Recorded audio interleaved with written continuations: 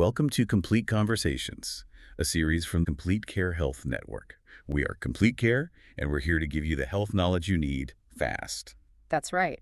And a quick reminder, I'm your AI host, and this series is powered by Google AI to get this information to you as clearly as possible. Today we're talking about something really important. It's January, which is Cervical Cancer Awareness Month. A perfect time to talk about it. And our goal today is simple.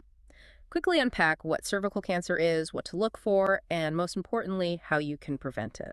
So let's start with the basics. What exactly is cervical cancer? It's a cancer that starts in the cervix, which is part of a woman's reproductive system. But the thing everyone should know is what causes it. And in most cases, it's caused by a virus, right? Exactly. A very common virus called HPV, or human papillomavirus. It's transmitted sexually. The problem is when the virus doesn't go away. If it hangs around for a long time, for years, that's when it can cause the cells in the cervix to change and eventually become cancer. That brings up a really critical point then. If it takes a long time to develop, are there early warning signs? This is the tricky part. In its early stages, cervical cancer often has absolutely no symptoms. You feel completely fine. Which is why screening is so important. That's it. Screening is your safety check. It's for when you feel fine, to make sure everything really is fine.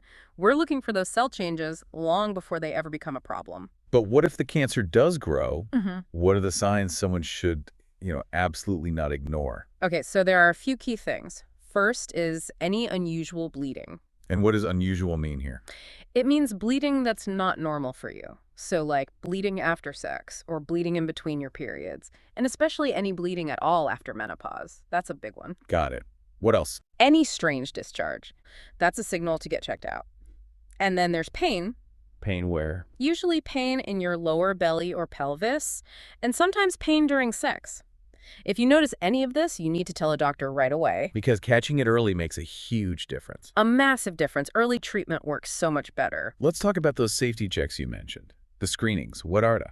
The main ones are the Pap tests, sometimes called a Pap smear, and the HPV tests. They're both simple tests done at the doctor's office. And they look for different things. The Pap test looks for the actual cell changes on the cervix, while the HPV test looks for the virus itself, the one that causes those changes. Okay, so we have the safety checks.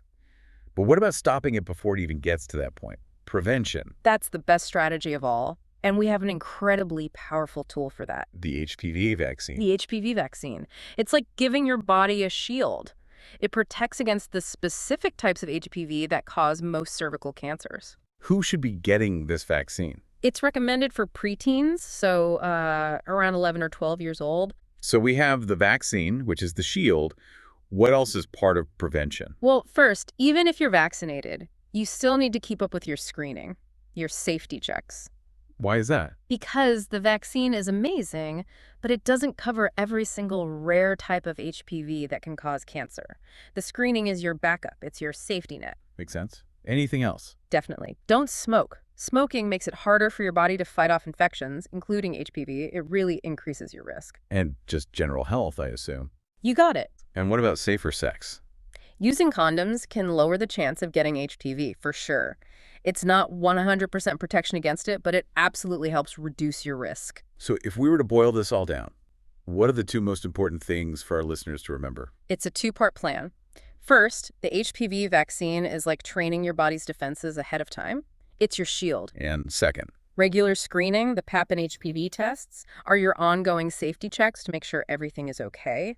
The shield and the safety check. The shield and the safety check. I love that. Simple and powerful. It really is, and it means this is a cancer that we can largely prevent. So the most important next step for anyone listening is to talk to their doctor. Absolutely. Talk to your healthcare provider about your own personal screening schedule and about the vaccine for yourself or your children. And we are here to help you get that conversation started.